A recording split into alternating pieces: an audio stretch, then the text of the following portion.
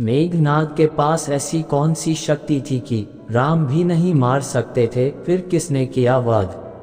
ब्रह्मा जी ने मेघनाद से आग्रह किया कि वो इंद्र को मुक्त कर दें।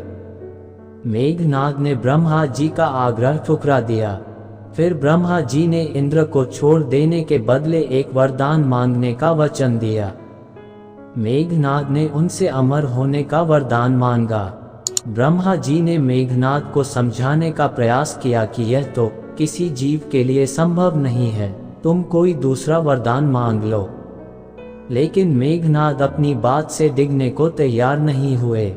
राम और रावण के बीच युद्ध में लक्ष्मण ने मेघनाद का वध किया था। रावण अपने पुत्र को सबसे ज्यादा शक्तिशाली और अजर अमर बनाना चाहता था। इंद्र को परास्त करने के बाद उन्हें इंद्रजीत के नाम से भी पुकारा जाने लगा। राम रावण युद्ध के दौरान लक्ष्मण के हाथों मेघनाद का अंत हुआ। मेघनाद लंकापति रावण का सबसे बड़ा पुत्र और युवराज था। माना जाता है कि रावण बहुत बड़ा विद्वान था। रावण अपने से भी कहीं ज्यादा गुणवान, पराक्रमी और विद्वान अपने बड़े पुत्र मेघनाद को बनाना चाहता था। धर्म ग्रंथों के अनुसार अपने पुत्र को सबसे ज्यादा शक्तिशाली और अजर अमर बनाने की कामना को लेकर त्रिलोक विजेता रावण ने उसके जन्म के समय सभी देवताओं को एक ही स्थान अर्थात 11वें घर में मौजूद रहने के लिए कहा था। लेकिन भगवान शनिदेव ने रावण की आज्ञा का पालन नहीं किया और 12वें घर में जाकर बैठ गए, जिससे मेघनाद अजर अमर न हो सके। राम और रावण के बीच युद्ध में लक्ष्मण ने मेघनाद का वध किया था। लक्ष्मण ने अपने बाण से मेघनाद का सिर धड़ से अलग कर दिया था। रावण ने अपने ज्येष्ठ पुत्र का नाम मेघनाद क्यों रखा, इसके पीछे भी एक कहानी है। मंदोदरी ने जब पुत्र को जन्म दिया तो तब उसके रोने की आवाज किसी सामान्य बच्चे की तरह नहीं बल्कि बादलों की गड़गड़ाहट की तरह सुनाई दी। इस वजह से उनका नाम मेघनाद रखा गया। क्यों कहे जाने लगे इंद्रजीत? पौराणिक कथाओं के अनुसार रावण ने स्वर्ग पर अपना कब्जा जमाने के लिए देवताओं पर आक्रमण कर दिया। इस युद्ध में मेघनाद ने भी भाग लिया था। युद्ध के दौरान जब इंद्र ने रावण पर आक्रमण करना चाहा तो अपने पिता को बचाने के लिए मेघनाद आगे आ गए। मेघनाद ने इंद्र और उनके वाहन ऐरावत पर पलटवार करते हुए इंद्र सहित सभी देवताओं को परास्त कर दिया, जिसके बाद उन्हें इंद्रजीत के नाम से भी पुकारा जाने लगा। दोस्तों, अगर आप भगवान श्री राम जी के भक्त हो तो चैनल को अभी सब्सक्राइब करें, क्योंकि हम आपके लिए ऐसे ही वीडियो लाते रहते हैं। ब्रह्मा से क्या मांगा वरदान? युद्ध जीतने के बाद मेघनाद जब स्वर्ग से निकलने लगे तो उन्होंने इंद्र को अपने साथ ले लिया। मेघनाद इंद्र को लंका ले आए। ब्रह्मा जी ने मेघनाद से आग्रह किया कि वो इंद्र को मुक्त कर दें।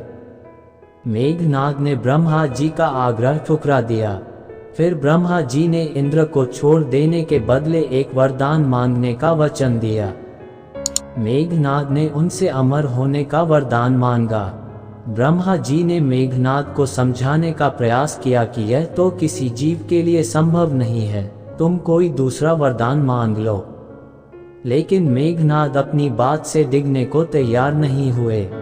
फिर क्या आशीर्वाद मिला?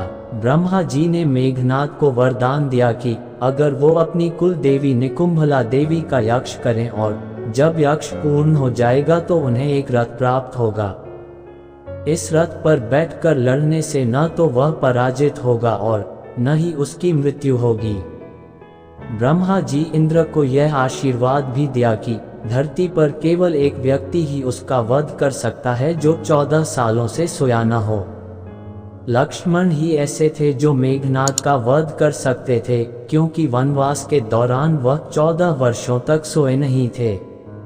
यही वजह है कि राम रावण युद्ध के दौरान लक्ष्मण के हाथों मेघनाद का अंत हुआ।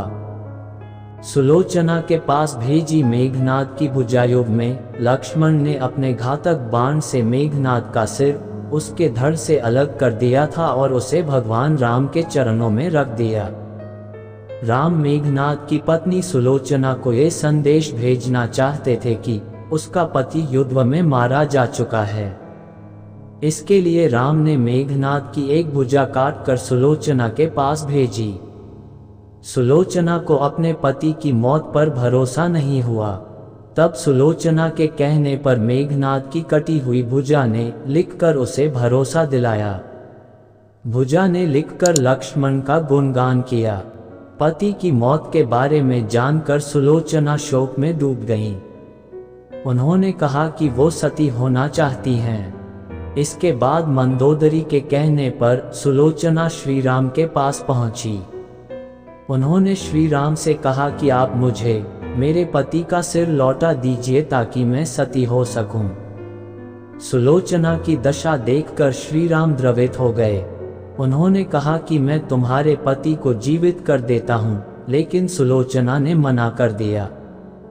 जब जोर जोर से हंसने लगा सिर, इस बीच सुग्रीव को आशंका हुई कि मेघनाद की कटी हुई भुजा ने लक्ष्मण का गुणगान कैसे किया। सुलोचना ने कहा कि क्या वह ये बात तब मानेंगे जब ये कटा सिर हंसेगा।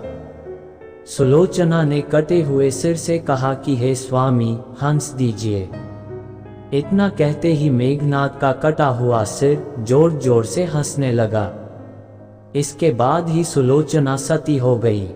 दोस्तों, आज के लिए बस इतना ही। वीडियो अच्छे लगे तो चैनल को अभी सब्सक्राइब करें। मिलते हैं नेक्स्ट वीडियो में, तब तक के लिए आप अपना ख्याल रखिए। धन्यवाद।